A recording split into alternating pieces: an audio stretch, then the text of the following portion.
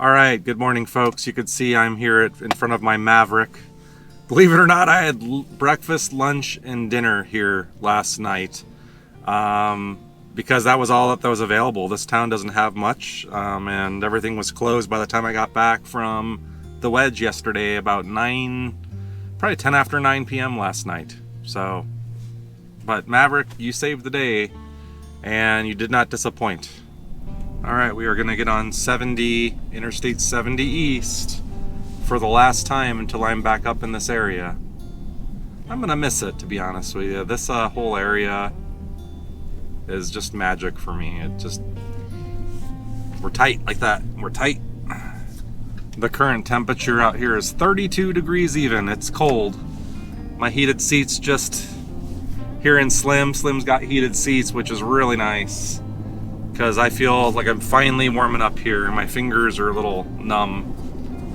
But I think we got everything, and we'll get one last look at the swell. I don't think I'm going to cover too much of the drive between here and Hanksville, because between my other trips, chances are you saw the main spectacles, which was the San Rafael Reef or the San Rafael Swell, which you can see straight ahead. We explored a bit behind the reef, and then yesterday we explored deep into the heart of the swell. All right, folks, I will see you down the road a little ways from here. I'm gonna cut out until we get around Hanksville, and then we'll really start the magic. Alrighty, friends, we are in Hanksville, right in front of Stan's Burger Shack again. I stopped here really quick just to hit the restroom, get situated for this long drive without any services, and ready to film and do our thing. Bye Stan's Burger Shack, bye Hanksville. Sad, I really am, man. I want to move up here, but I couldn't do my job without internet. Maybe satellite would work. The overall plan for this, drive between Hanksville and we'll say Mexican Hat, Utah. That's a good, maybe that area. That's the stretch we're gonna be doing. All right, I think we're getting close to the point where we're gonna start seeing some things here once we cut through these flat, whatever these things are called, hills. You can see those snow-capped mountains off to the right back there. Beautiful. Some of the thickest snows I think we've seen on the trip yet. Magnificent. Hopefully we'll get some good shots from that from ground level once we get a little bit deeper in here. And there we go. I should have known it by memory, but we're on Utah State Route 95 heading south towards Arizona. Hours out from Arizona, but that's the route in case you're interested to do this drive yourself sometime. Wow, that's a nice view right here. If I could find somewhere to pull over safely, I might. It's not even a might, it is I will. We have to kind of survey this landscape here, and what's the temperature right here? 46 degrees. Not that cold anymore. It's a lot warmer than what it was an hour or so ago. All right, let's go look at some snow from a distance. What a small difference 10 degrees makes, actually. It's the difference between numb fingers and able to get by. 46 degrees feels warmer in my older age, though. It's comfortable. And that's looking approximately north back towards Hanksville and Goblin Valley, and you can still see the swell way off in the distance. It's very faint here, but it's amazing how big that feature actually is. And then a lot of these areas here is just like areas that cattle seem to graze on. Lots of cows out here and snow. This is one of those scenic drives that I'm gonna have you stick with me, because I know you're probably already saying, how does it get better than that? You should be saying that anyway. But I assure you it does. I've been saying that a lot on this trip. Some mind-blowing stuff is coming up right out beyond, down 95 south. All right, let us get back on the road here and drive towards these peaks And if there's, there's going to be plenty of reasons to want to stop for views along the way. So, as usual, I'm going to have to contain myself a little bit. I don't know about you guys, but I got what I needed out of this trip, which was to make videos, and make videos I did, but also just some unwinding of the mind. You need to reset, you need to disconnect at times in life, and even though I mentioned it may have taken a couple days to shake off thoughts of work and things that I have going on over there, by this point I've severed that tie, only to drive back home and reestablish it probably. So that's what life is like for the working stiff. And what's happening now is we're going down in elevation quite abruptly from those plains up at the top where it was pretty flat, lots of cows, down to the sandstone red rock wilderness. Must be something good of relevance down here. There's lots of cars parked over here. Good hiking trail or something cool to see that I'm ignorant of. There's some campers down there too. Must have had a chilly night.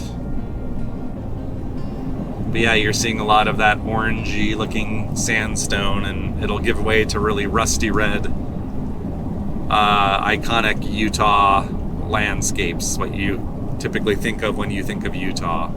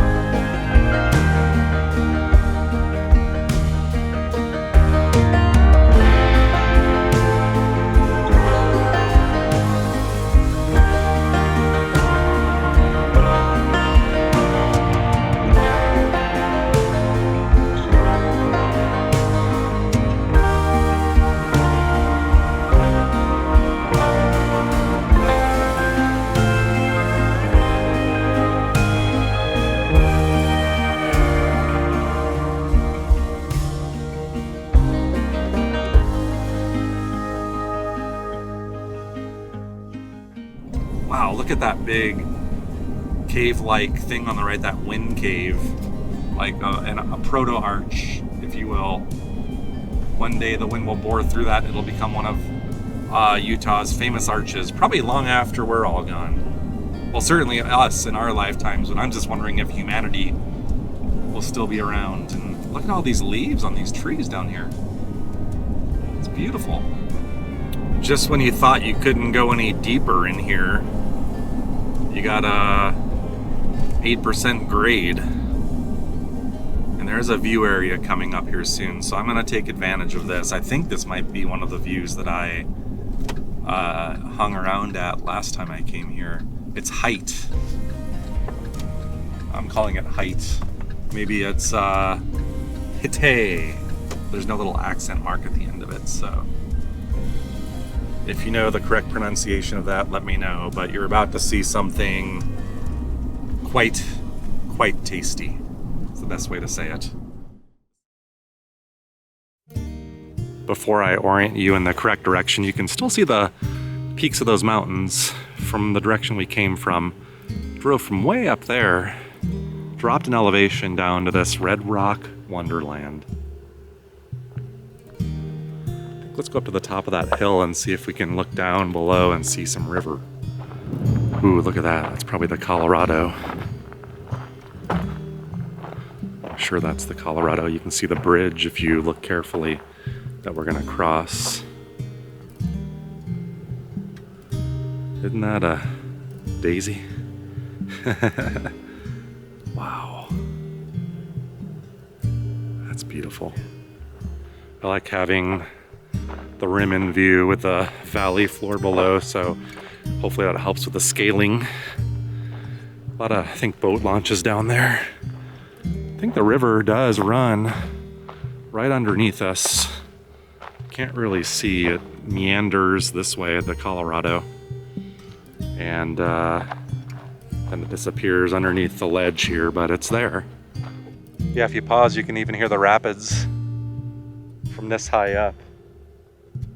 And, you know, out beyond, where I think I'm thinking about stopping very quickly, not doing the whole thing this time, but you know, you see these sandstone wildernesses and canyons, and the land of Natural Bridges National Monument is gonna be somewhere far off past all this in these sandstone carved canyons.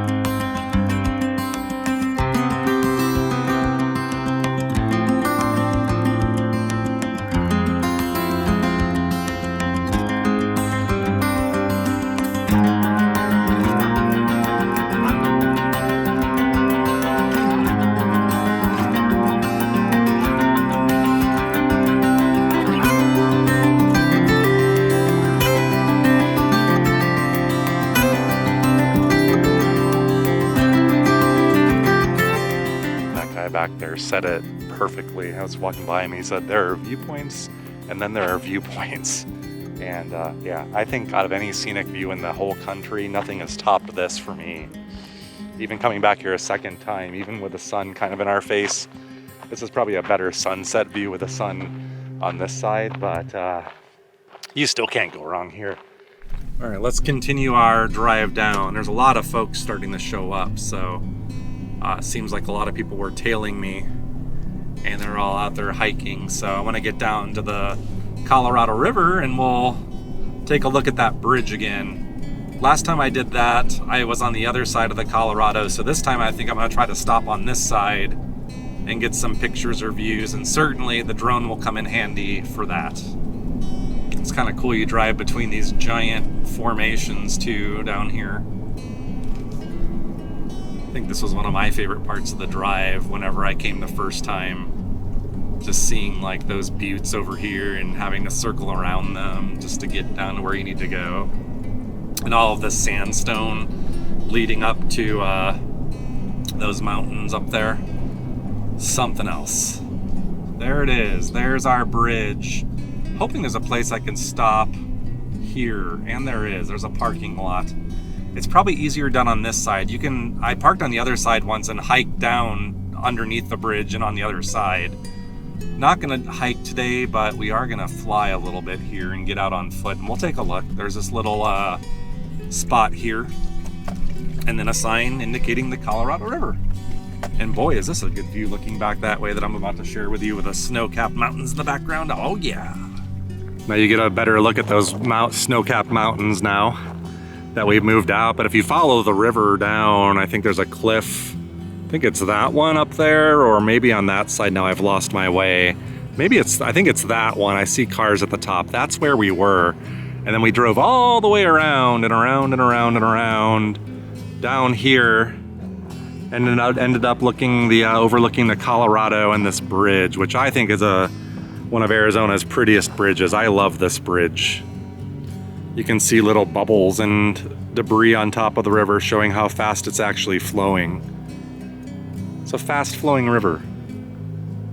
And all of that sediment and the brown muck it's taking out of here, contributing to more erosion and digging these canyons ever deeper with each passing particle.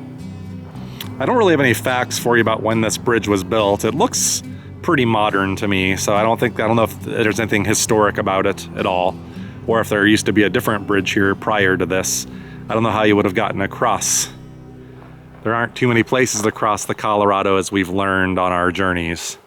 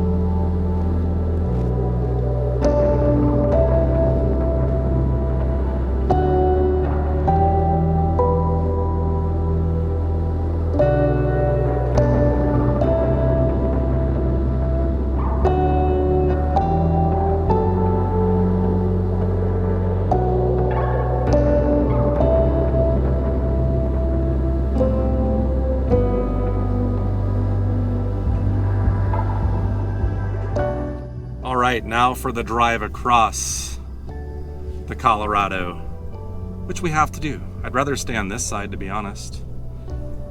All of my favorite places are back this way. Although there's some awesome places this way too. Arizona is a beautiful place to live, so let us not forget. I like too how you round corners and you face every direction, every compass direction possible you will face as you're driving through these like squirrely, serpenty roads here and facing back towards those white mountains again. Ever deeper and down lower, it feels like we're going here.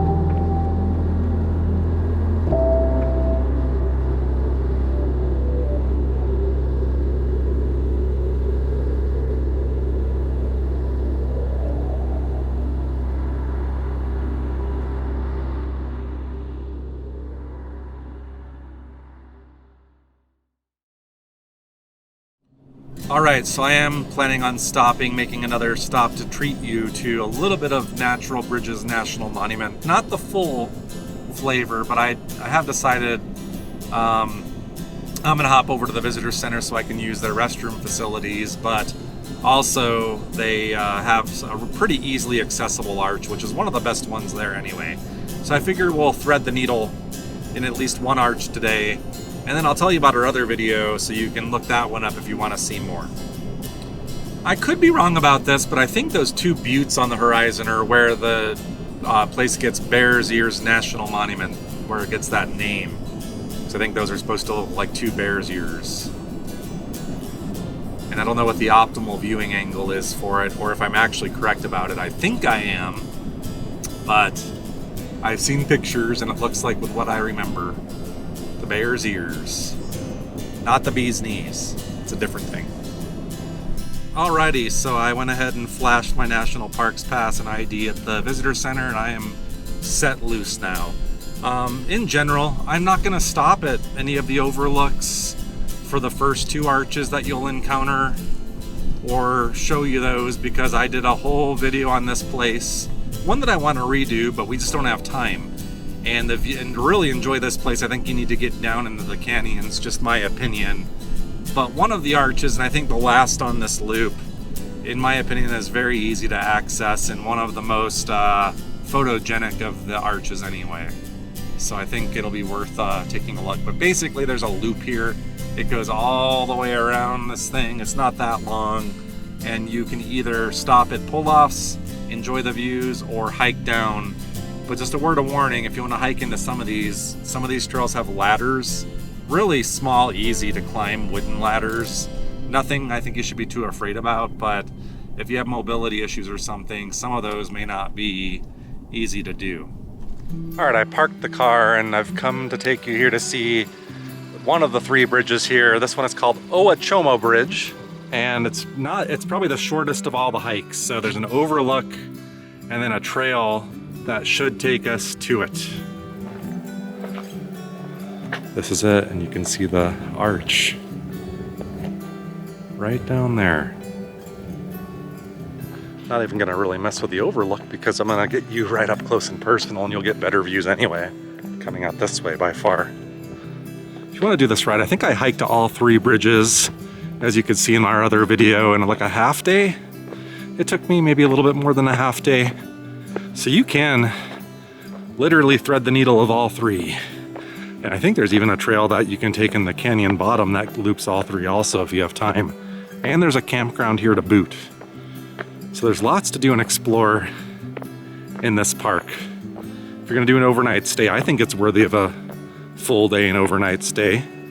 I could occupy that time. There's some ruins here to see, and other trails that I haven't even looked at exploring. Look at that. Here's a really nice overlook. I'd say this is better than the overlook up there in my opinion. It's a really good view of this.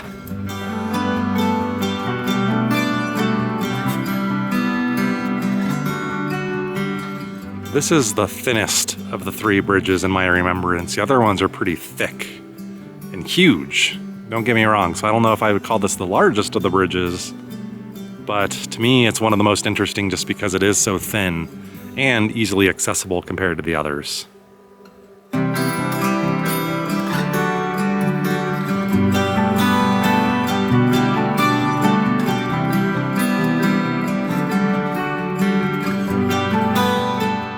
We've seen lots of arches on our channel if you've been following us for a long time.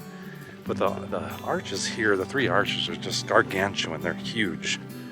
I think that's one of the things that sets them apart from other ones you see around. Now, I couldn't say that these are the largest of all, but you know, compared to Arches National Park, I think these three size-wise might have most anything in their beat, if not all of them. All right, so you can see the shadow cast by the arch, but it wouldn't be a proper visit without threading the needle. I think that's where the term got started on our channel, was at this place, this park.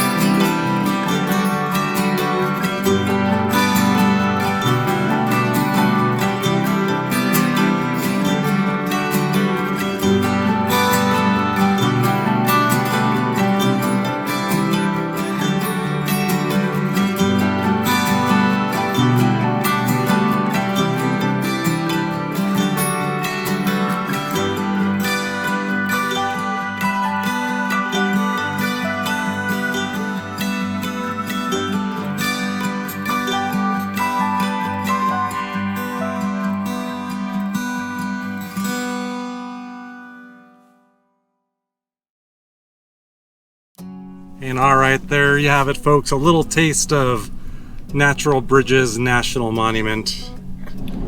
Taking a little bit more of the Utah landscape here while we can still enjoy it. Still enormous scales and still worth filming. So much that I didn't film that was probably worth filming. And maybe one of our last views of snowy mountains on our trip today. Although I saw Sleeping Ute Mountain off in the distance near Hovenweep, which we also visited on this road trip. So we might see a little bit more snow before it's all said and done. So right now we're here in Bluff, Utah. Not far from some historic ruins that I wanted to see, and there's this historic fort again that we drove by. I don't know anything about the historic fort, but it looks cool. You'll get a shot of it now coming up on your right here shortly. You'll see all these like log cabin looking structures. It's the Bluff Fort Historic Site, free admission, a gift shop and visitor center. So I don't know, how authentic is that really? Or is it a recreation? Looks like a recreation to me, but still pretty cool. All right, stretching down below us here from this vantage point, off kind of to the left is Monument Valley. Off to the right, there's like a big cliff drop off. I think that's where the Moki Dugway actually lets out. And Valley of the Gods is somewhere right off down to the right of us. And Gooseneck State Park is not far. We're back in familiar territory and getting ready to say our goodbyes to a few key places we've already seen in this journey. Bye bye, Valley of the Gods. Sorry I couldn't camp there last time. Goodbye, Mexican Hat Rock. Goodbye, sleepy little town of Mexican Hat. Goodbye, San Juan River. Oh, look at this. There's wild horses here right outside of Monument Valley. Not a very good place to stop, but that's pretty cool. You don't see wild horses every day with a little pony there too. Goodbye, Forrest Gump Hill, and people taking your pictures on Forrest Gump Hill. I was running. I mean, you gotta say goodbye to Forrest Gump Hill, right? Goodbye, Monument Valley. Goodbye, Goldings and Dust Devils and Red Rocks. And finally, it's the Arizona state line. Welcome to Arizona.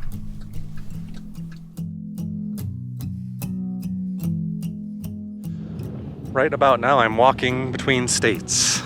Arizona's this way, which is home for me, and where we came from, the beauty of Utah, is this way. I'm gonna get you one more look here at Monument Valley.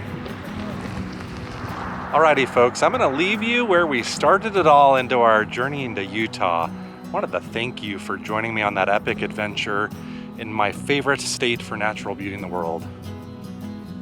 See you next time, Utah. We'll be back.